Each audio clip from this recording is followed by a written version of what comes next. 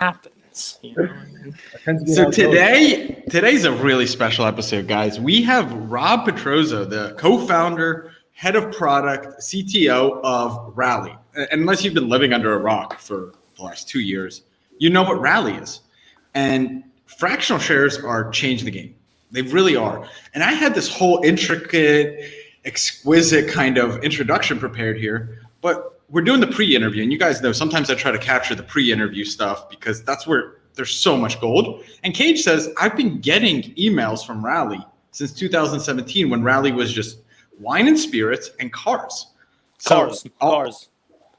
Did I say cards? Yeah, Pam, cars. Pam. I can get to the bottom of this whole Pam, the pan. I could definitely lend some insight into the Pam situation. Yes, absolutely.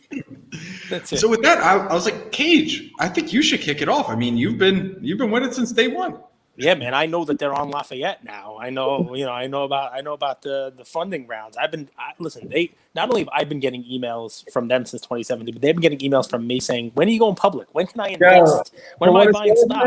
That's it. We are aggressive with the emails sometimes, so we've held off a little bit lately. But I got to give you credit for accepting those emails and still being on the list. For the last 5 years, man, I give you credit for that. Listen, so this is what we're talking with Rally Road here. But what's funny about it, when I just said why Andrew wanted to turn the machines back on, you know, like the Duke brothers here in Trading Place, turn the machines back on, right? Why? Is because I said Rob has it's like an evil genius here. It's like Megamind. He's sort of bluish looking. I mean, it's a bad camera he's working with right now. But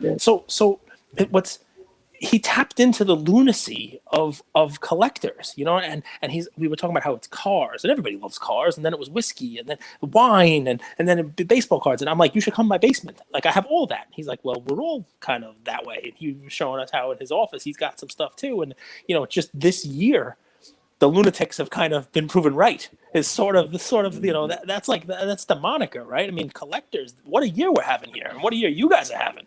Yeah, I mean, you know what it is. It's one of those things where it's like everything. We've always looked at what we do as start with the categories that we care about. And it just turns out that everybody at this business, everyone at this company, whether it's me and my co-founders, Chris and Max, or the team we put together, everybody has their own thing and everybody goes like super deep on their thing. So like we have a couple people here who were super into like vintage technologies. And we started thinking about going into like vintage Apple products and some of the stuff that really structured where the world is now in terms of tech. We tapped into those people and got inside their brain first. But it was all like, and then for me, it was always with cards. And for Chris, it was with cars. So it's like, we've kind of always sort of set the table with, we know we're lunatics and we accept that. And the lunacy goes on paper from the people who know it from the craziest standpoint first. And then we add that data layer to it and validate it for the platform. And it turns out there's a group that cares about everything. I think what happened this year, the amount of information that everyone has access to and the ability to find other people like you, and not having to like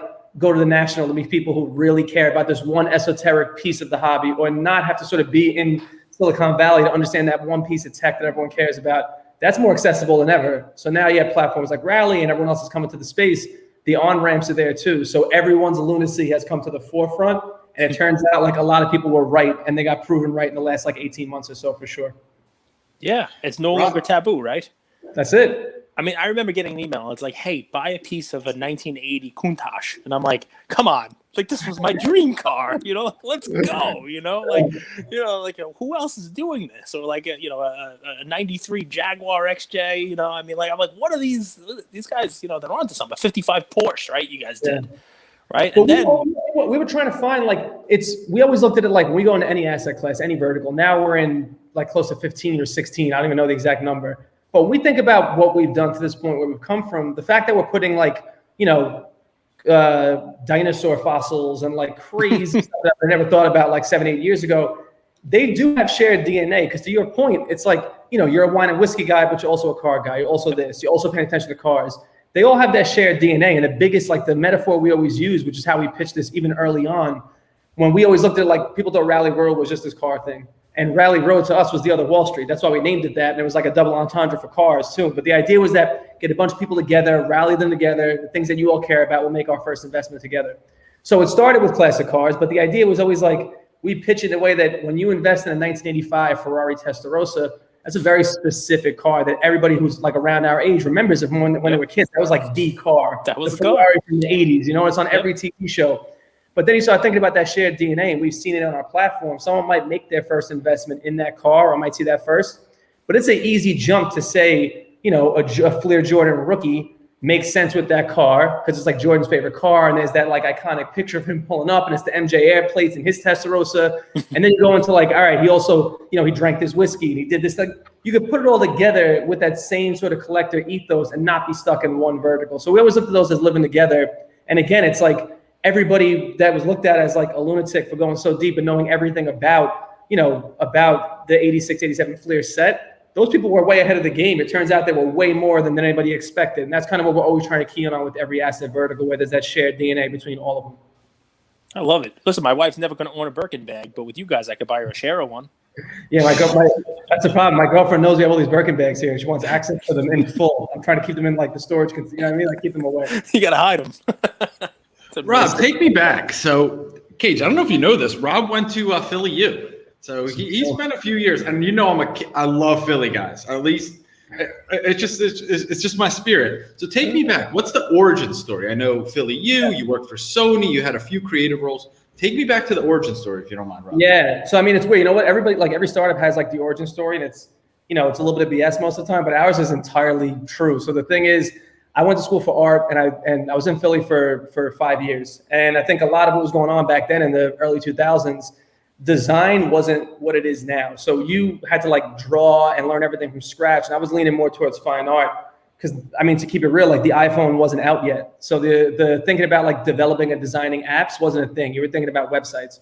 So at that point, like I was always super into art. Art was completely unattainable, the stuff that I knew and the stuff that I wanted, because then you were talking like millions of dollars. The internet didn't exist the way it does now. The way we communicate didn't exist. So you couldn't even find the information on where to get stuff. You had to walk into a gallery. They treat you like you're a joke, and then you walk out having nothing. You know what I mean? So that was always something I thought about. Like if I could do something where we democratize something like that, that would be interesting. At the same time, Chris, my co-founder, I've known him for 20 years. Our third co-founder, I went to high school with him in Brooklyn. Our third co-founder, Max, went to college with Chris. So we all were like, let's work on something together. I came from a design background, and then I built a bunch of products. There's a bunch of startups along the way, building out products as technology kind of caught up to what I thought the vision would be for the future.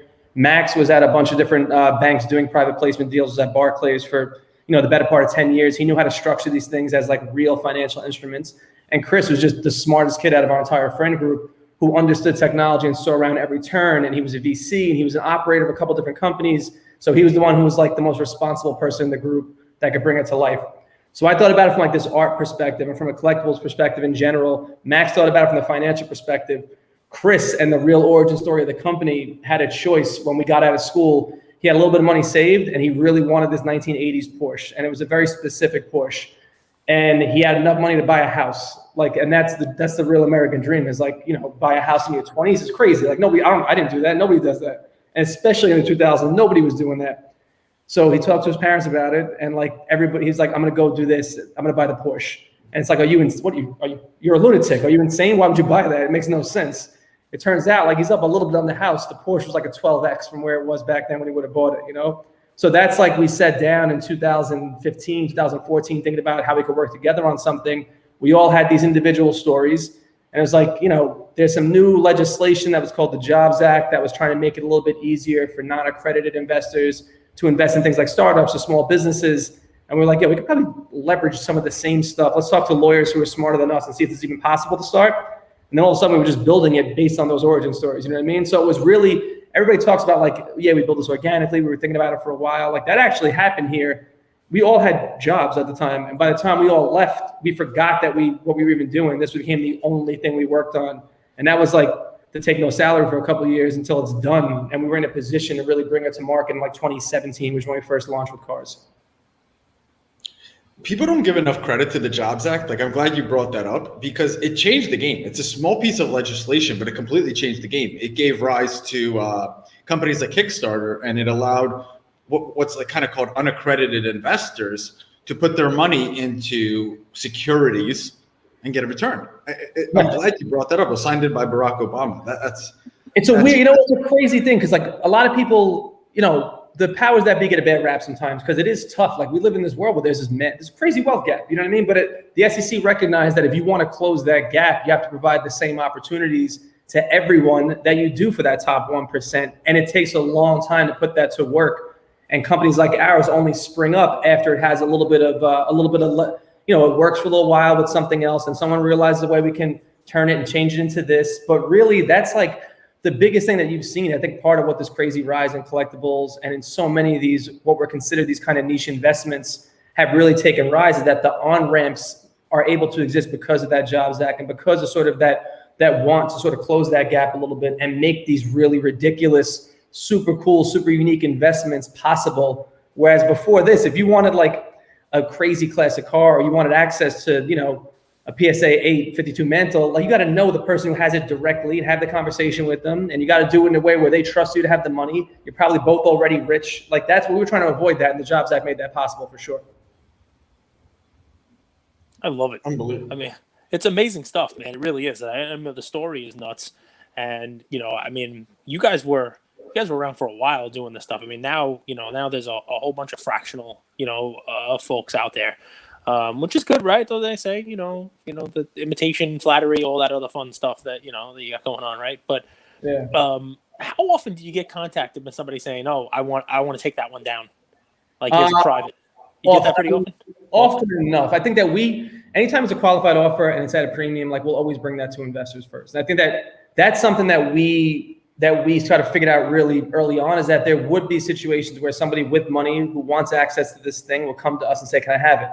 And especially in the last year or so. So we've had, call it, I think 15 or 16 individual buyout offers, most of which came over the last 18 months. A lot of times we'll see it where it's, the offer comes in, well below the current price that it's trading at, or the IPO price. I think those are situations where we want to make sure people know it's not an eBay best offer type situation. We kind of have a data layer that speaks to what the value of these assets are. We want to bring great offers to the investors individually. But we kind of like pioneered that system in a way that when we started putting that together and thought about what a 48-hour voting period might look like and what the third-party advisory board who makes the determination based on the investor feedback looks like, what that process looks like. We want to make it as easy as possible for investors to get paid and for the buyer who wants it to get access to the asset. So the big thing that we wanted to do different was not necessarily have that bring it to auction model right away, or do something where it required a month or 2 months or a bunch of sort of non-competes and the same things that some of the auction houses do, to make it simple. So that process now is very much somebody comes in, they make an offer, our team qualifies it, that makes sure that the person who wants to make the full buyout has the money, is available to put an escrow and can make that move quick, and then bring it to our investors to turn everything around in 5 days. But I think the biggest thing that we've done, part of the reason we wanted to diversify this platform and make it this all-encompassing collectibles app, is that it's really a living museum. It's like a digital museum. If you want access to the best, most unique assets in the world, we want you to be able to come in a rally and use that as your catalog and think about what you might want to buy off the platform too. Because we talked about it before we started, everybody's a collector, and collectors typically don't just narrow in on one specific thing. There's a group of people who definitely do, but a lot of people with money too, especially who would be some of those buyout candidates who are taking it off platform, they want to have a Triceratops in their living room. Who am I to tell them that that's wrong? If they want to buy ours and want to come to the investors and make an offer, we have a really great one, 70% bone structure. We have the right one for you, most likely, Is it the one from the Entourage episode? The one Adrian Peterson owned?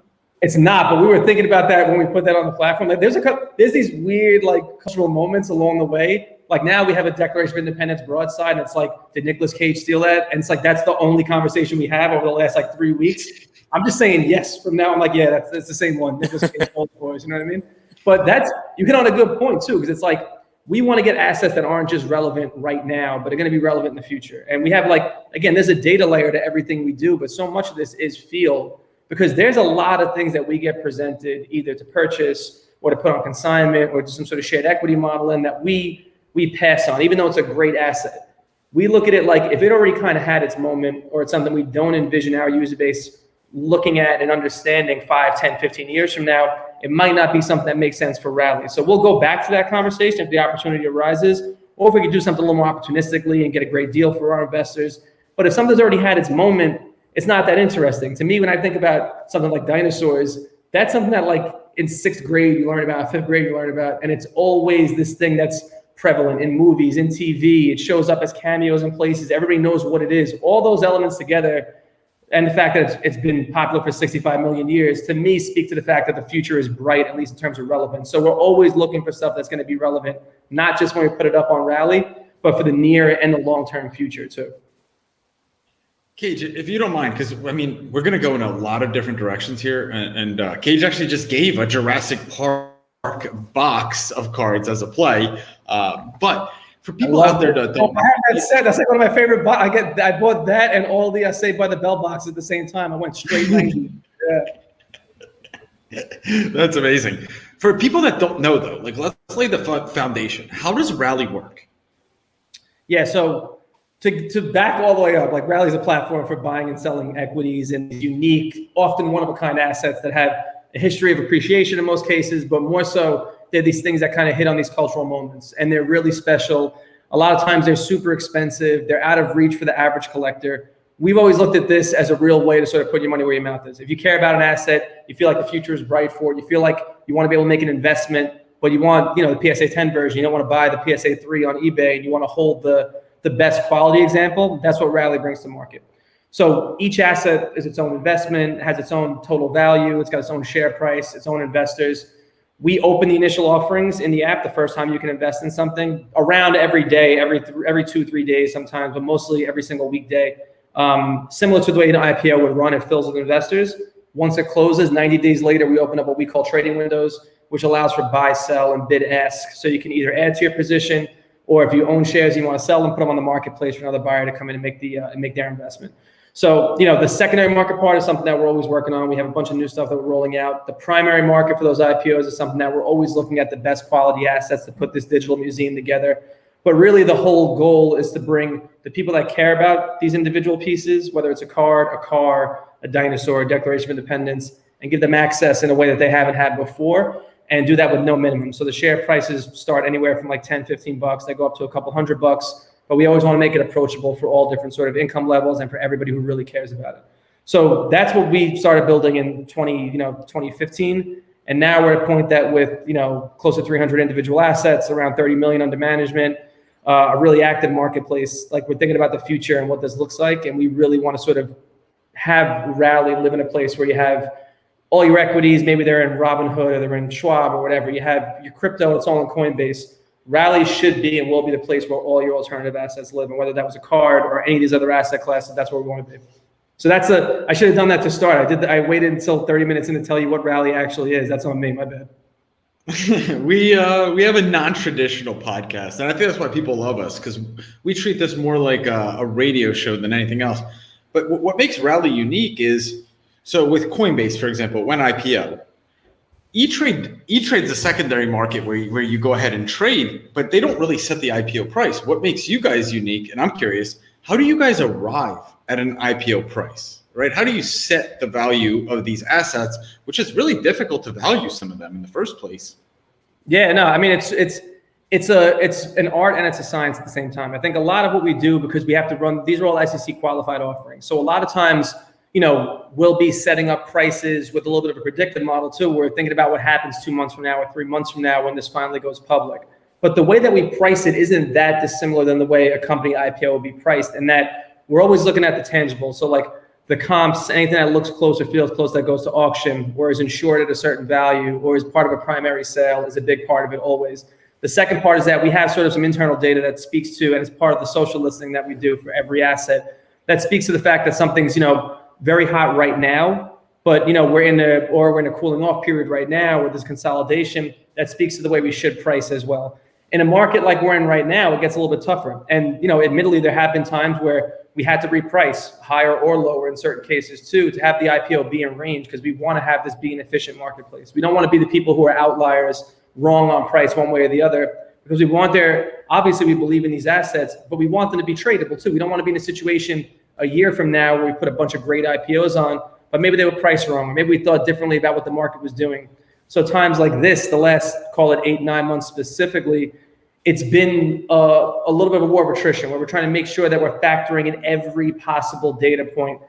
But at the same time, we also want to make sure it's a responsible marketplace. And I think that's a big part of the way that we price right now too, because we have so many things that are kind of one of one. And when it comes to pricing those specific assets, or when there's not, significant auction results within the last year or within the last 2 years, that's when we really sort of, buckle down on some of that secondary social listening type of data that speaks to what the value could or should be. And then inevitably, like, we put that on the platform, we leave it up to our investors to make that determination as well. So we make sure we do our best to put as much information and education around what those comps are, what, an 8.5 means relative to a 9. We make sure every email that goes out for that specific IPO has the data and the details to speak to where that pricing might have come from and kind of what's happening in the market as a whole. And we're doing more now on our side to build out content. So it's a little bit, you're walking a line, because obviously none of this, I should have said this earlier, none of this is investment advice, and none of it ever is. We want to leave the pricing, if we got it right or got it wrong, we want to make sure that our investors have access to say yes or no in those situations. But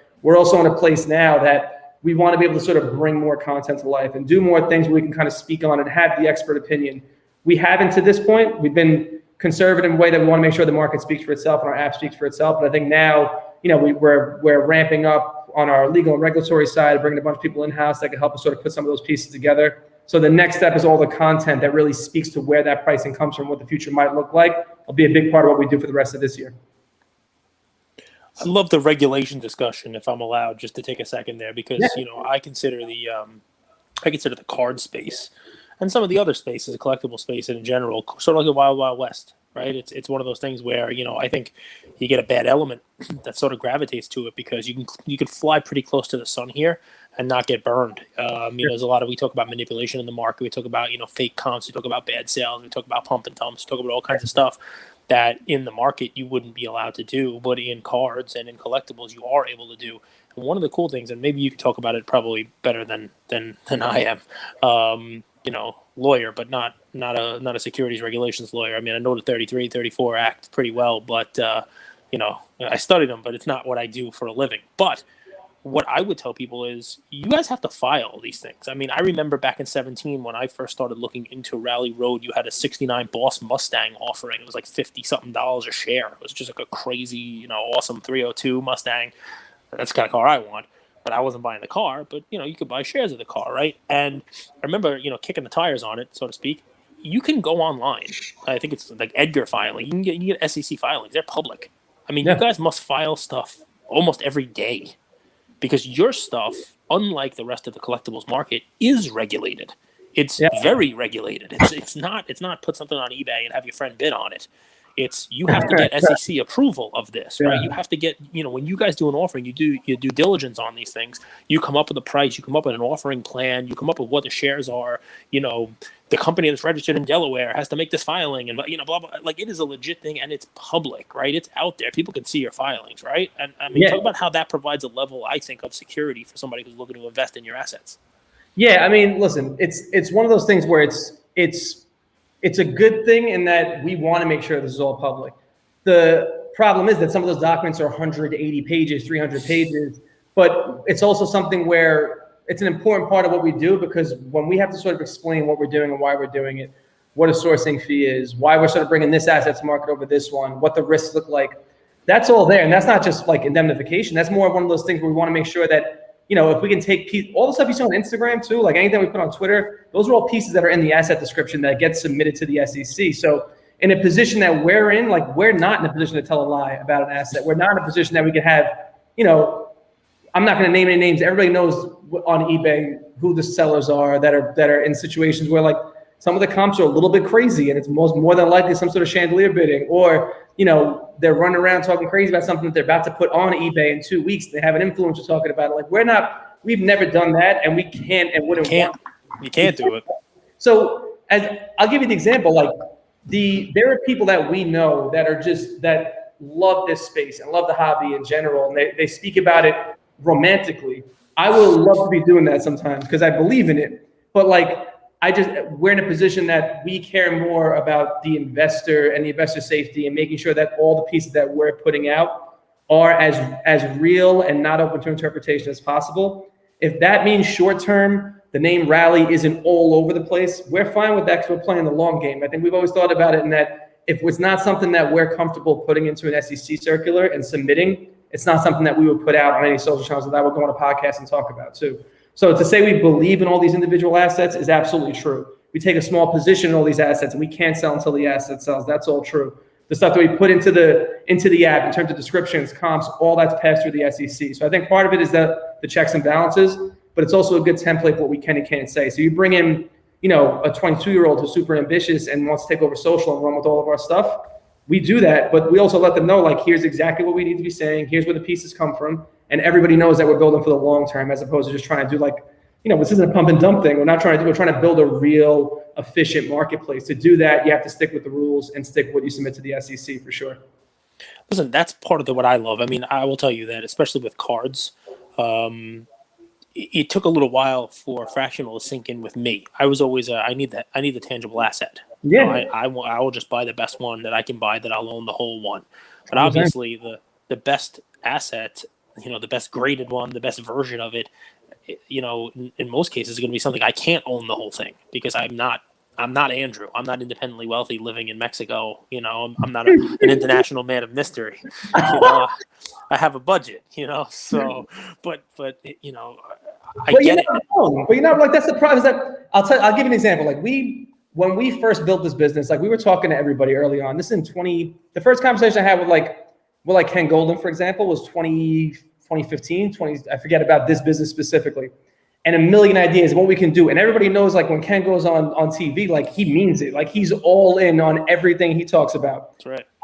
I feel the same way sometimes. So he's like, why don't you do this? You do this. I'm like, I want to, but it's not what we do as a business. You know what I mean? That's always been, people look at that as an issue sometimes outside looking in.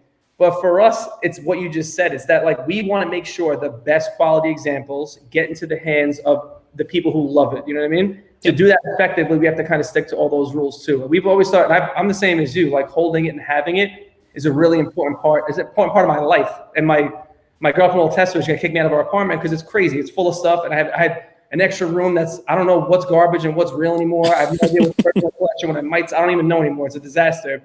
That being said, we always wanted Rally to be kind of like a complement to a collection too. Because if I could buy a PSA 1 version of a 52 mantle and hold on to that, and then also have like a 7 or an 8 or the best possible version in my portfolio, and that's the investment piece. I've always looked at that as something that we wanted to build here. So, I own I have like a bunch of Megalodon teeth, like the individual unit, but we have like the full, 15-foot jaw that's going to be on Rally too for $600. You know what I have to ask, right? Is it the one that was caught by Jason Statham? No, there's not. He wasn't a part of it, but it's got the same dynamics, similar dynamics. But I mean, it's one of those things, like, to your point, would I love to have, 20 PSA 10 Jordans? Like, yeah, I would love to have a bunch of 86 Fleer Jordans to keep in the collection. It's just not possible. It's only 300. But that being said, like, I'm not spending $400,000 or $500,000 right now. But I'm really happy with my PSA 6 that I got for like 800, 2.5 years ago, 3 years ago. You know what I mean? Yeah. No. Fat finger cage. Yeah. Well, I told you I do. You got disconnected on iPhone 6. No, I tried to, Rob, do you know my co-host grew up in Brooklyn? So you're a Brooklyn kid, right? I could tell by the accent, but I wasn't 100% sure. And I've heard him talk about it on the podcast before a little bit, but I don't know if it was like just speaking about the past or not. I wasn't sure. What accent? What are you talking about? Yeah, I get the same. People ask me the same thing when I get excited or have like half a drink. All of a sudden it comes out, and I have to explain my entire past. I was at a communion this weekend, and one of the poor girls there kept saying X, and the folks from New Jersey were really giving it to her. And I want to ask you a question. Like, no, it's A-S-K. Yeah. Not taking a hatchet. They end the night asking for an espresso. It's one of those. Yeah, let me get an espresso. Let me ask you. Do you guys have espressos here? Yes. Let me ask you, Ram. Were you artistic kid? Were you an entrepreneurial kid? What was Rob like in middle school and high school? A little bit of both. I mean, it was, it was weird. And this also speaks to a little bit of Rally too, is that like I got lucky in that I was a little bit younger than everybody and a little bit smaller, but the older kids kind of liked me. So all like the athletes were always friends with me, but I was also friends with like the kids that were in plays, and like I was in plays and I would draw, and all the things that were looked at as like this emo kind of left field thing in middle school and high school was always what I was sort of gravitating towards. I just wanted to like design and be a part of like an art community. But I got to I was popular enough to hang out with popular kids. Like that's so it worked out for me. But that being said too, when I was really young, and this is in Brooklyn, my parents were super young. They just let me do whatever I wanted. So like you gravitate towards the things that make you happy, and art was always something that made me happy, and like music was always something that made me happy. So it was like this weird melding of the worlds too in Brooklyn, where you're not just seeing one type of person and hearing one type of music and doing one type of thing. You get exposed to all that stuff at a young age. You have no choice but to like turn it into a career. So eventually it became a little bit of an entrepreneurial thing. And it was like, you know, like every other kid, you're selling fake IDs in high school and you're selling sneakers and all this other stuff. Like that's what everybody in Brooklyn did though. So it wasn't like it was a weird, like I brought that to Philadelphia with me, and it became like, I tried to start some businesses here and there, but that was like always, it's just what you're exposed to is what you wind up doing. That's kind of what I was around when I was young. So I got lucky in that like art became a way to make money eventually.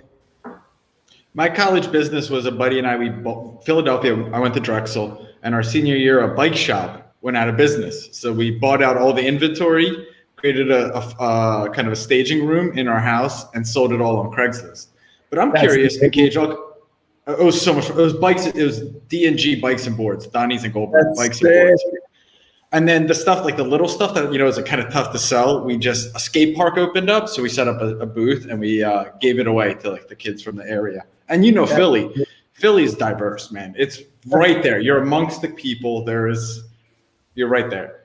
Curious, what's New York been like during COVID? And how have you at Rally, how have you guys had to kind of pivot or adapt during this time?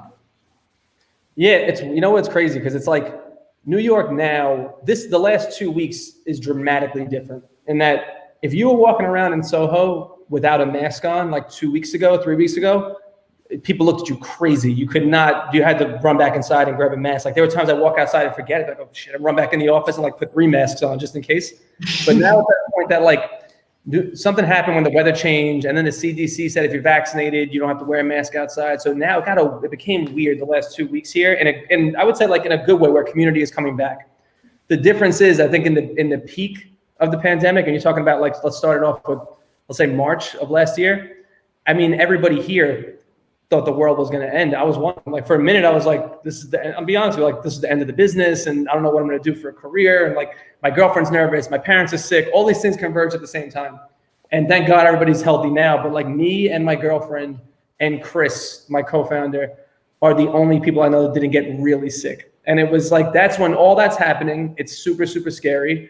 At the same time, all the protests are happening in New York, and our block was like ground zero. So the whole block's on fire. Like our building literally was the only store on the entire block that didn't get broken into or have something happen like more than once. The only place. So we had, for that window of time, we have cameras because we keep stuff here every now and then. We have our storefront. Well, you have a beautiful storefront too, right? Yeah. So that's all kind of, everything got boarded up, but not the first like 2 nights because nobody knew that anything was going to happen. So it's all glass, and there was a 1982 Aston Martin sitting in the front. And then there was all these glass windows around it, and there was a mantle card and a game-worn Jordan jersey. All that stuff got taken out, but the car stayed. So we have a security camera that aims down to the street, and you know everything. The world's collapsing. I'm sitting in my apartment, like watching the security camera all night, and you have like the whole block is nuts, and they're breaking into StockX and destroyed it, and then the restaurant across the street, St. Ambrose, gets destroyed. I'm just like waiting on them to destroy this car. You know what I mean? Like I'm just watching it, and I'm thinking about like the business and what the future is going to be.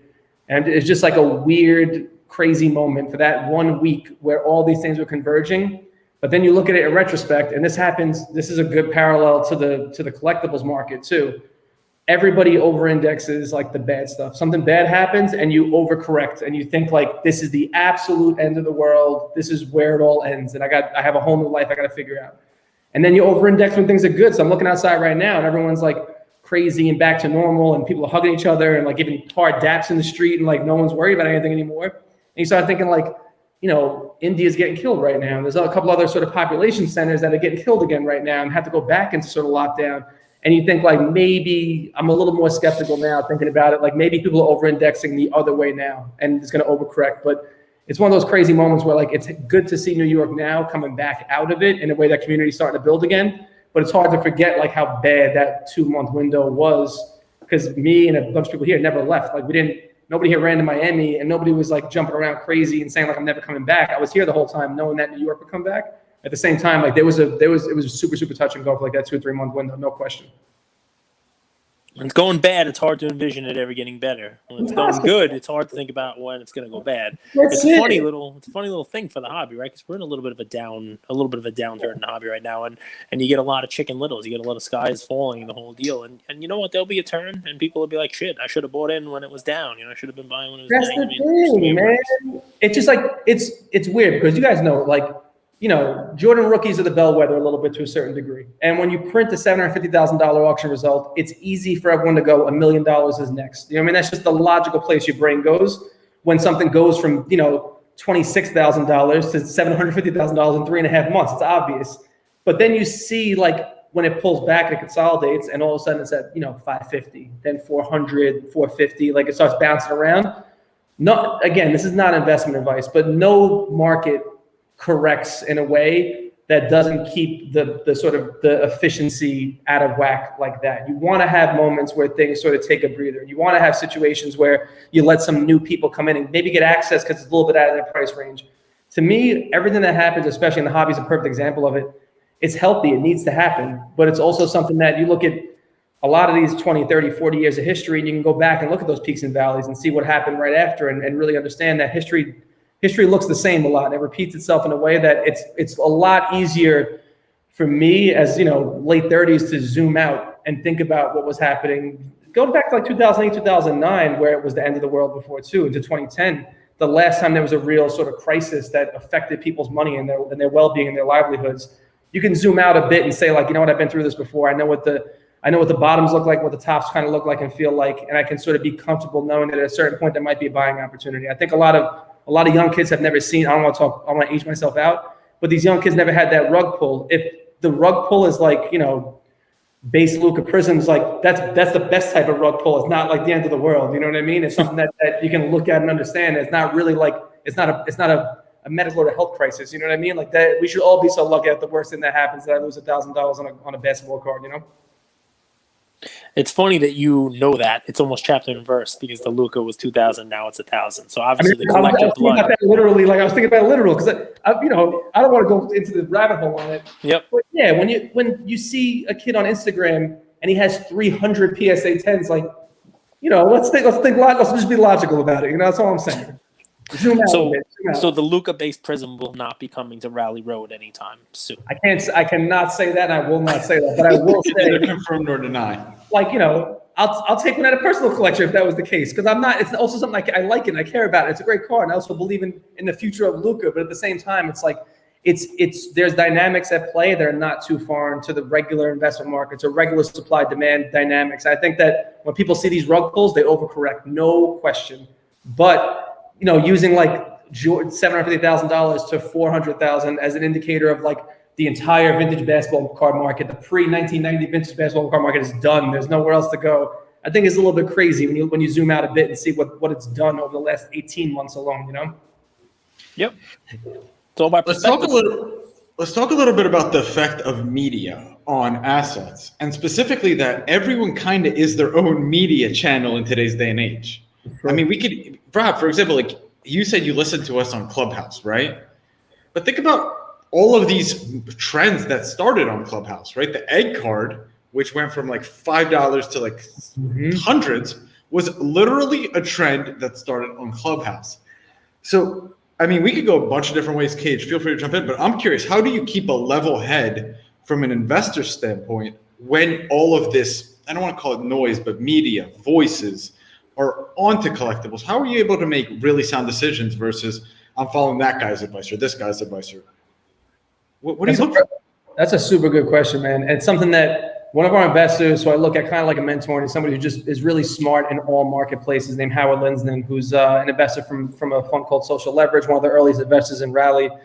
He's always preaching like there's no such thing as noise. It's just filter failure, which I truly do believe in. And it's the idea that if people truly believe it, right, and there's somebody who has a history of being consistent, at least with their opinion, and they've been ahead of a couple of markets, and they made some good decisions. They probably made some bad ones too, but if they have some hits under their belt, they have a dynamic where their audience isn't brand new, just coming in from some sort of like, hustle or something they put on in one place where you saw somebody's follower account jump from, 100,000 to 1 million in a week, somebody who has real feet and real skin in the game. That's someone that I'm comfortable listening to. And that's someone that, like, I have less filters for a person like that because I believe it's a little bit more trustworthy. It's got track record.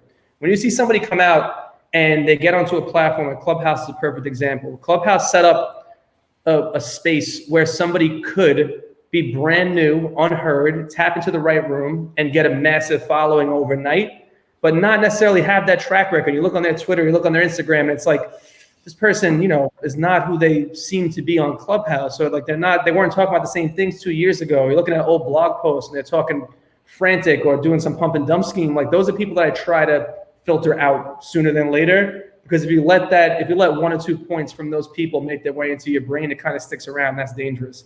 I think it's like, Gary Vee gets a bad rap. I'll be honest with you. A lot of people look at it like, when people think about who they follow, he's got this crazy following that will absolutely do the things that he tells them to do. But in his defense, he's not pushing narrative. He's, for the most part, at least from what I know, and I'm not super close to them, we don't have like super personal relationship, I can respect his brand, his voice, I would say, because his community is just track record. He's got a track record, and he's also got a community that's not super polarized and like angry. He's got like people that follow him are just super nice people, and they're super respectful. He has a track record of good decisions. For what? He fired Andrew.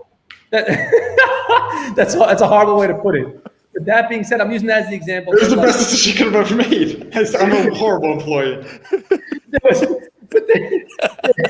There's definitely a contingent that looks at it and says, like, he's just telling people to do certain things. It's not the case. He really does put his money where his mouth is on a lot of this stuff. And he's been, what it's worth, you think about it in terms of just cards, like he's been preaching the same message for, 5 straight years. A lot of people are brand new preaching the same thing. So it's more the filter failure part that I try and pay attention to than the actual noise. Cause it's all noise. Like there's so many inputs right now. If you don't pick and choose like who you listen to, it doesn't matter what the platform is, you're going to be underwater, Well, one thing with Gary, typically what happens when there's a pump and dump is the insiders profit, the public loses.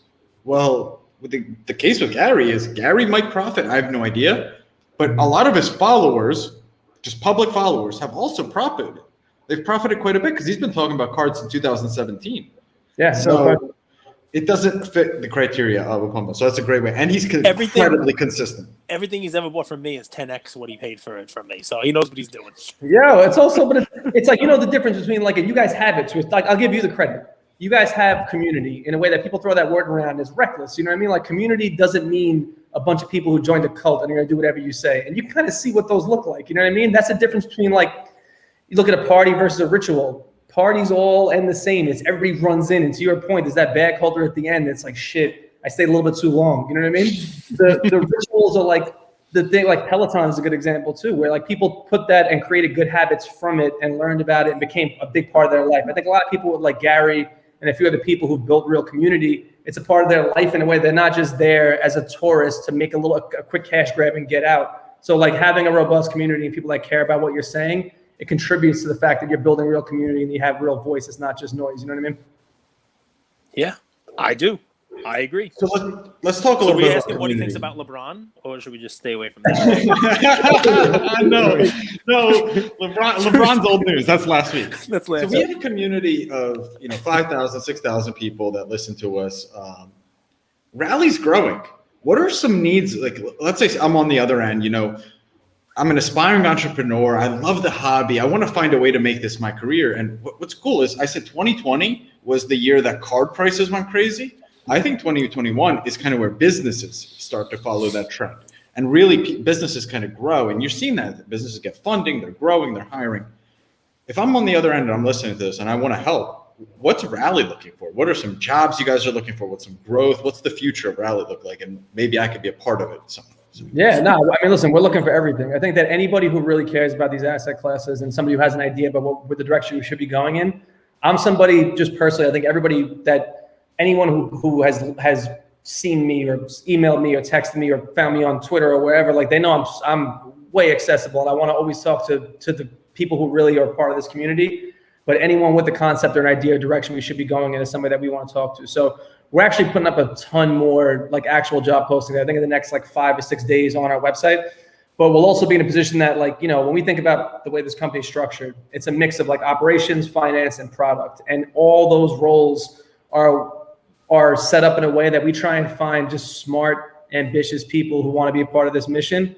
And if you're that person, we bring you on board and we find the job for you when you get here. You know what I mean? So there are people that came in that were interning in like operations. They're on the product team now. And there are people that came in, they were just like, let me, you know, run and grab coffee type of thing. But then they start putting together some long form pieces and they become like people that are working on content. So we're always looking for people that actually care, who have their own voice, who want to build sort of network and want to build community with us.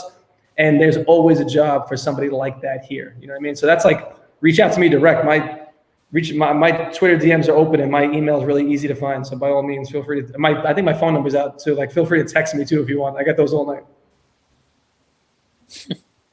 What do you collect, Rob? What are your favorite things to collect? Might be easier to ask him what he doesn't collect.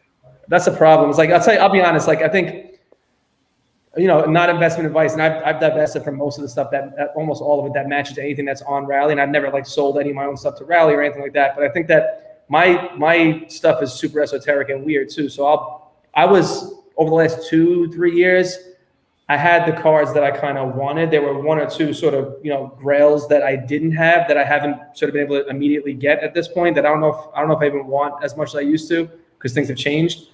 But also when I was growing up, I think me and my friends always looked at like, we thought like Frank Thomas and like, you know, Fleer Ultra Shaq rookies were going to like buy houses for us at a certain point. You realize really quickly that's not the case, I think. So like your habits and like your things that you look at change. So when I got to a point that I had a little bit of money and was going to buy, a lot of those cards from my youth that I wasn't paying attention to had skyrocketed. You know what I mean? Like the Griffey rookies were still accessible, but there was a lot of stuff that I thought I was going to be able to have access to that I didn't. So I changed my habits a little bit and thought about like the 90s and the late 80s. And I went a little bit deeper into like vintage video games, which I really like the collection that I have right now. And then I started thinking, I think like a lot of people are talking about in the last like 3-4 months, the non-traditional non-sports cards. So like, you know, I have an absurd amount of like boxes of Fortnite Series 1 cards, which I'm thinking in my head like going to be the next Pokemon, but maybe not. But at the same time, like I went really deep into the Star Wars cards, and I wasn't even a huge fan of the movie, but I love those Series 1 and Series 2 cards, and that was something that I started picking up a while back. I think that there's a lot of like the ancillary video game stuff, the Mario Tips cards and sticker cards that came out in the late 80s that I was always trying to get my hands on, that I recently started putting a bigger collection together on. But then there's stuff that makes no sense that'll probably never make money. And like I was super, super into tickets before like the crazy ticket boom that we're in right now, but not necessarily like graded tickets. So I have like a shoebox of every Jordan playoff game. And some of them are super beat up, some are just the stubs, but that was something that like when anyone came over, I'd always show them and everyone was like, yeah, that's cool, I guess. And like I gave a bunch away on Instagram last year. And in retrospect, like I never thought about that as a part of the hobby that would go super, super crazy like it has. And so like it's collecting things that make me happy, but don't necessarily have, or I didn't perceive them to have real value. So it's stuff like that. And then there's the really left field stuff like, what's a weird, like I have a bunch of weird stuff from like Steve Jobs' desk from when he was still at Apple, and like weird New York stuff. Like I bought a box from Bernie Madoff's office too. So like all his like business cards and weird pens and stuff, those will be worth nothing, but it's a weird moment in time that I want to hold on to. I don't know why. So stuff like that I have that may never be worth anything is part of the collection that my girlfriend refuses to acknowledge, and I keep it tucked away in an office, and that's it. Well, listen, these guys can't do it, but I will. They got some cool stuff coming up on the calendar. Forget about a Declaration of Independence. I mean, give me a break with that stuff. But, you know, like Pele rookie card, right? I mean, you get the Tupanamba, the PSA 8 that's coming up, which I think is a cooler card than the one that I personally owned. You know, the one that's like a postage stamp. This is a cool one, more color, cool pink bottom. Darren Ravel did not like the card you owned. No. Ravel for some reason thinks like small cards are not cool. I talked about it all the time. Like he has a weird thing with like size of card relative to value. I think he can't wrap his head around that stamp as a card. You know. Meanwhile, Ravel and I have like a hate relationship, or a love relationship. I don't know exactly what you want to call it. Yeah, I think he doesn't like blank back cards too. Like he likes to have a back on his cards. But he likes perforated cards that are made from tuna fish companies. Ravel likes cards that are made to be in his collection. Yo, he's got that. He has it. I tell him that all the time. He's got like an oddball collection that's like pure Revell. You got to find another Revell to exit some of it. You know what I mean? Exactly. You want to sell it, but you need 5 of you. You need somebody to clone you to buy them, and to find somebody to exit that asset. That's the exact right way to put it, dude. That's so good. It's but hey, look, I mean, but that's the cool part about it, right? We are all collectors, right? And somebody like you giving access to some of these things, some of the stuff. I mean, just take a look, guys, at rallyroad.com. Take a look at the app. Take a look at what they got coming up. There's some really amazing historical pieces. I mean, you guys just did a Pokemon set, right? You just did a 99. Yeah. So did that one close in like 13 seconds? It's something nuts, but like we don't use that as a we try to get as many people involved as possible. Like that was a metric for us early on, and we realized like that's just to say like we sold out in a minute. We could make that happen. It's a bad metric to measure success though, so we stopped doing like investment velocity as a metric. Right. With that being said, like the Pokemon set's a good example. So there's 11 registered PSA 10 full sets of that 99 base set, and we knew like way back we were like we want to get our hands on at least one, and now we have 2 sets which are on Rally. Both of which are sold out. One started trading. It was up something like 400% since the IPO. And now we put that second one on because we do not just want to sort of get the best in class, but we want you to have access to the stuff that no one else does. So like, nobody has access to 2 sets. We do, and you can too, is kind of part of like the narrative that we went with there. Then there are other times where like, we'll buy at auction opportunistically. We feel like it is a one of one, and we feel like the data supports the fact that we should own it and that our investors should own it. So the sneakers that Kobe wore and then gifted to LeBron, which he then wore in a game too. Like the only place to get that was at auction. We weren't going to let that get away if it met our criteria and fit within that price that we wanted to pay for it, that we felt like was meaningful and had room for opportunity in the future. So that's one that's coming up soon too. And these are all sort of iconic moments. And you think about 1999 when that Pokemon set first came out. I don't know anybody, like I wasn't big into Pokemon because I was a little bit older at that point, but I was paying attention in a way that I was just like, this is a phenomenon. This is impossible to ignore. Never thinking about it as a collectible. I think the same way, like game-worn sneakers were always this sort of subgroup within memorabilia to a certain degree. It was cards, jerseys, bats. The idea of footwear, because some of those are like the way Nike made sneakers. Maybe like over time they start to degrade. They got to be kept a very specific way. That's something that came to prominence again, like when the sneaker culture boomed, and it became like a very similar to a card. So getting our hands on more of those really unique pieces. The stuff that we feel like we're seeing around a bit of a corner is always where we want to be. And we want to get that best possible version, the most unique possible version to the investors. So whether it's multiple versions of a 1 of 11 set, and we have 2 of those, so we're keeping like 20% of them in the world on Rally, or it's something where it's a true 1 of 1 that has a crazy story behind it for 2 legends like the Kobe LeBron sneakers, that's like squarely in the lane of where we want to be in the future, whether it was sports or any other asset class. Think about that for a second, Andrew. There's 11 total sets out there, and I think there might even be less now because I think people have like broken them up. A couple of them. Yeah, PWCC is selling a bunch of singles, so I don't know what's going on with that. They might be. Yeah, but Cage, when you complete you guys your decide, first I'm going set? to get 2. We have 1, but let's just get a second one. Let's just. But it's all right. The opportunity presented itself, and it was some of those situations where like we have this great network around us now of collectors and specialists and brokers and some of the auction houses that. When there's a great opportunity, like we get the phone call first a lot of the time, and it's hard for us to turn down everything. It's like we turn down a lot of it, but if we get 1,000 sort of inbound, and this isn't out of the question to get like a few hundred or close to 1,000 inbound over the course of a couple of weeks when we're in the sourcing in the lane of like sourcing, and we're aggressively sourcing in those windows. We'll take 10, 15, 20 certain times because we do still want to find like that best of, or the one where someone says like, damn, they have 2 of those. Like we always want to be in that situation so that you can have those same bragging rights and have real equity in that, and like the best of, or the one of, or the very few of, It's amazing. It really is. You are in New York. Oh my God! How I love the sirens. I miss the sirens. That's how you know it's back. Like it's sirens. It's like a mix of like crazy people and also like regular everyone on the street like shouting at each other, like regular people in crazy conversations. You need all of that to have the full landscape. This is the last 3 weeks has been the first week it really feels back like that, I have an empanada guy that comes by and rings a bell, and now Cage gets hungry every time he hears that. Forget it. It's like Pavlov's dog. Well, listen, I hope I get to that point that Andrew's at where like I can retire to another world and just have the empanada guy come knock on my door. You know what I mean? We're so lucky. The dream. My kids ask me, like, Daddy, what do you want to do when you grow up? And I tell them, I want to be Andrew. I was thinking the same thing. That's the deal. I think we all are. I think we all are, Andrew. I mean, if we're living our life to the fullest, we're happy and we're pursuing and are challenging ourselves. Like, I think that's what today's conversation is about. Like, Isn't he? He's I like think- he's like Yoda. He's like Yoda. Yo, I'm gonna steal that. I might What- at some point and use that. I'll credit you. I promise. He's like Yoda. I'm Well, telling you. One of the things that I think was one of the reasons why Top Shot was so successful is I think they invested heavily in UI UX. No question. And UI UX isn't just about the digital, it's about the whole scope of things, right? It's this cross-platform. And one of the things that caught my eye that you did really well, and I mean, the app is beautiful. It's so user-friendly.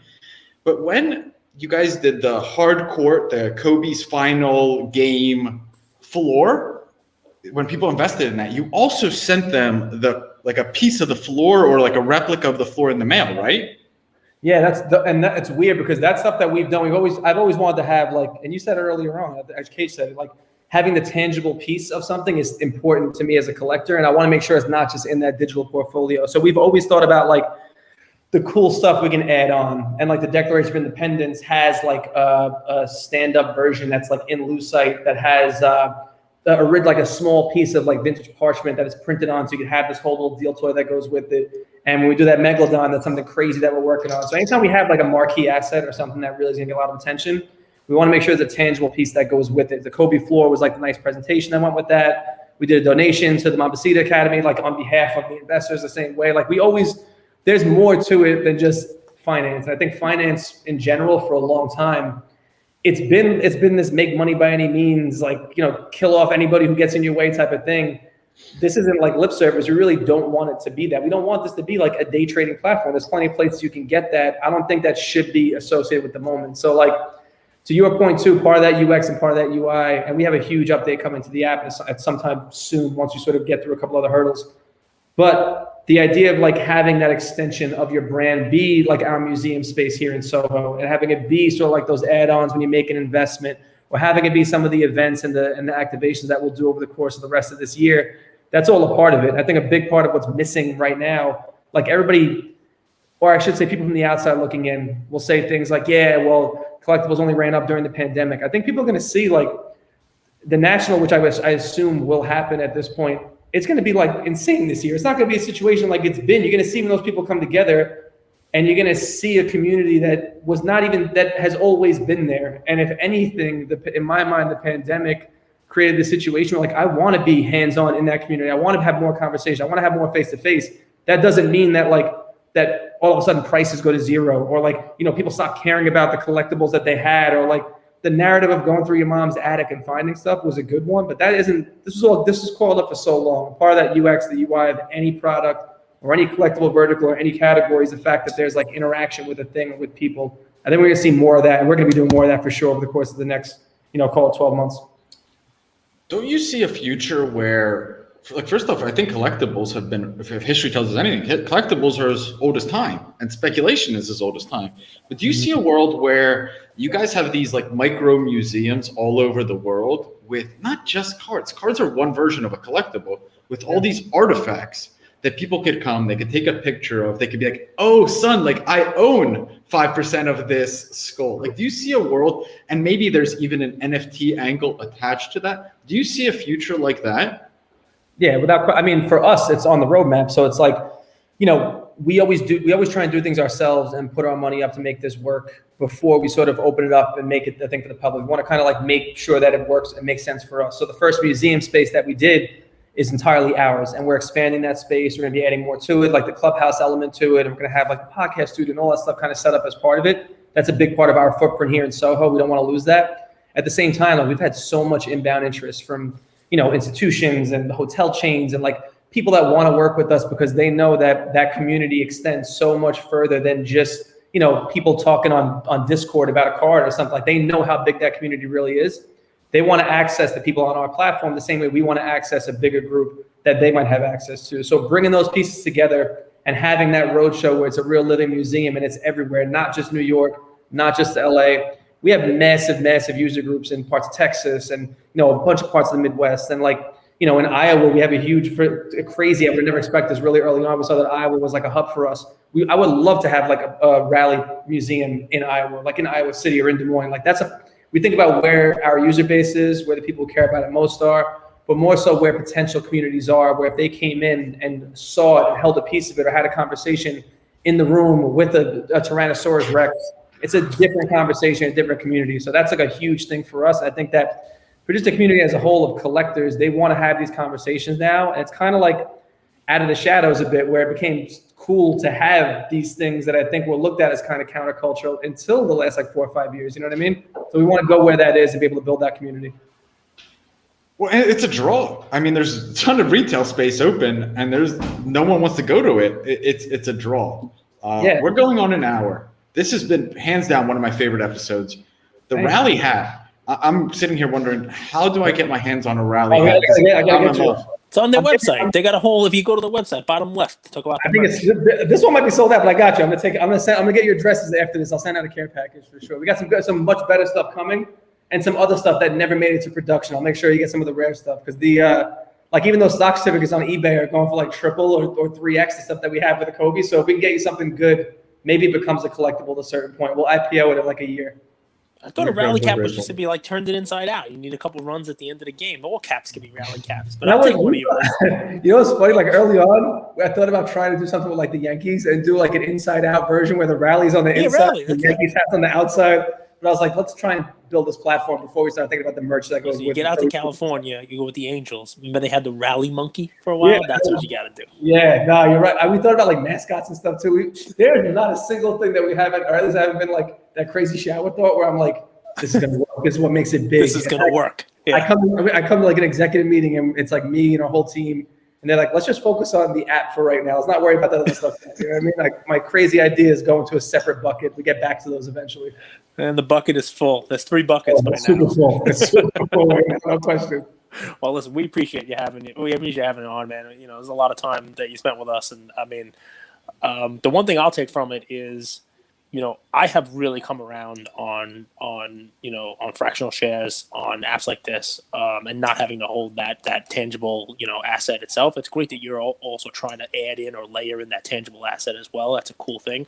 But to anybody out there listening, I mean, one of the pain points for me with collecting, especially as you start to get, you know, looking for those real collectible items and you start to spend some legitimate money on the stuff, is, you know, that lack of regulation. The fact that anybody can do anything they want. And I mean, I think you made it pretty damn clear today that you just can't. You just can't do it. You know what I mean? So, I mean, you know, that in and of itself, I mean, I'd love to see the rest of the hobby be, you know, regulated in some form or another, you know, as far as like, this is a forward-looking statement and all. I mean, you know, it sucks. You got your hands, you know, your handcuffed. But I mean, it really is a good thing, because you're talking about real assets here, tangible assets. I mean, what's that Declaration of Independence go to? What's the $2 million or something like that? Yeah. And at $25 a share, what happens is that it is really accessible in a way that, you know, whether it's $25 or $25,000, I want to have the same amount of information that I can access as a buyer. So that's always been our thing. If you want to spend 25 grand, by all means, maybe you're a sophisticated, accredited investor, and maybe you don't need to read all the disclaimers and all the details, but I want to put that front of mind so that if you're only spending $25 and you only have 100, like I want to make sure you know exactly what you're putting a portion of your net worth into, no matter how big or small it actually is, you know?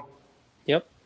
Oh, what's so cool is, like, I remember hearing like growing up, my friends' grandparents would buy them for their birthday, like a Disney stock certificate, right? Sure. Or Harley Davidson stock certificate.